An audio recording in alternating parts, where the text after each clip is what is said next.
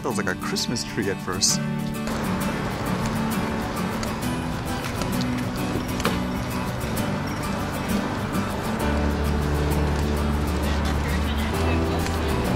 What is going on there? There's like actual news media, so just waiting.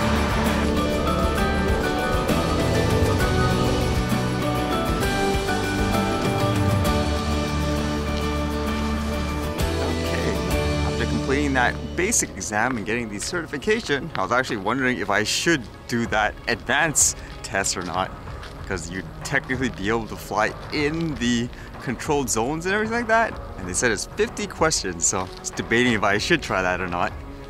But then again, even if you pass, you can only fly drones that are officially on their list. So you could, I guess, finish it and then hope that a drone that's affordable or the one that you use will be on the list, but who knows like what they will actually approve or not. That'd be kind of sad if they don't approve basic stuff like, you know, like the Phantoms and the Mavic Pros. And some stuff that caught my attention today. With all that talk about the changes here, funny enough, Transport Canada actually lists like this little chart saying how their regulations compare to other places in the world. I guess as a way to say, hey, like we're doing like an awesome job, what we do is reasonable. And here in this article it says, proposals for drones to fly at night and over crowds in the US. The US government is keen to extend the use of such craft for commercial purposes. That is a stark contrast to the UK, which plans to make tougher laws. It follows recent disruptions at two major UK airports where suspected drone activity caused aircraft to be grounded. Under the proposed US laws, drones under a certain weight would no longer require a waiver, although any devices flying at night would have to be fitted with anti-collision lights that can be seen up to 3 miles away, and operators would need enhanced training. And I guess the idea currently is different drones with different weight have different guidelines, just like most places. It says drones weighing 0.25 kilograms or less would be able to fly over populated areas without any additional restrictions, but heavier craft would have to be able to demonstrate that if the drone crashed into a person, the resulting injury would be, quote, below a certain severity threshold. So I guess that's good for people in the US, being able to fly at night and over people within reason, like with a proper drone and stuff like that. Although when you say things like proper drone, like kind of like what we have here, hopefully they allow you to use like, you know, the common sense ones that are okay, like the small ones. But it makes me wonder how things like the threshold and injury would work.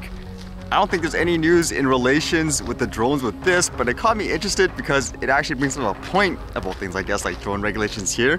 It says, China's moon mission sees first seeds sprout. So to my understanding, China was recently able to get to the moon and stuff like that. And it says with this here, seeds taken up to the moon by China's Chang'e 4 mission have sprouted, says China National Space Administration. It marks the first time any biological matter has grown on the moon and is being seen as a significant step forward towards long-term space exploration. The Chang'e 4 is the first mission to land and explore the moon's far side facing away from Earth. It touched down on the 3rd of January carrying instruments to analyze the region's geology. To me, that is so crazy to think about. I mean, just a few years ago, places like China still had the stigma of, oh, Chinese equipment, like they're a piece of crap. Like compared to things like in North America and all that. And now you have them doing things like this, for example, being the first to do stuff like this on the moon. And when relations to things like the drones, when you think about it, they're actually ahead. Like most of the drones, like those DJI and stuff, they're China. They're basically Chinese made. And how this relates to things like the regulations in Canada, for me, it's just amazing to see people say, wow, these laws, the way they're written, like how crazy they are about the record keeping, this ridiculous pilot training that's not related to drone flyers, like people say is fantastic. You have to think of how it hinders creativity and growth too.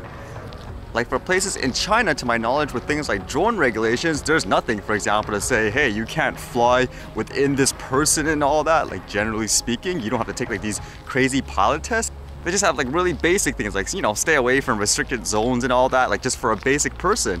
And why that's important is because for anything in general, like even for a younger generation, if you make it too difficult, too ridiculous, why would people be interested in stuff like that? Like in this case, maybe flight, drones, how to use the tech in a creative way. Why would they even bother learning? It's like, who cares, man? Like I don't want to go through all this red tape.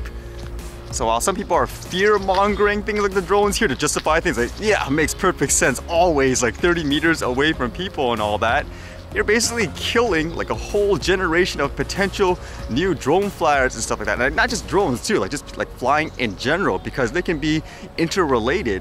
I mean, with that, you're basically gonna have, like, I'm just exaggerating, like no people here at all flying the drones, like as they're growing up. Maybe places like China, since it's more open, a little bit more lax, you'll probably have millions of people growing up with that tech and knowledge. So we're gonna be outdated by the time people here wake up and say, okay man, like basically this is overboard. We need people to have skills and knowledge in this field. I know people often use the phrase like, hey, these regulations, they're killing a hobby, more as a general way, just to say it's too restrictive. But if you think about it, in many ways, with the way the law is written, it actually literally did kill the hobby, because you can't actually fly it as a hobbyist in any way, really. You're forced, like when you do that test, you're being treated as if you're a commercial pilot, whatever, like an airplane pilot test and all that. Like, where's the balance between, say, a recreational guy and a person doing it for work or business? I still think that point about flying near people is funny when you think about it. Like again, like for places in China, like for the most part flying the drone, it's okay, whatever, it's normal. Here it's like, oh my god, someone's gonna die. Yet population wise and in terms of like say land space, open space, we probably have way more space here and way less people. Yet we're more afraid of like flying like say a tiny drone within 30 meters of somebody. It's just hilarious. Like what are they thinking when they come up with this stuff?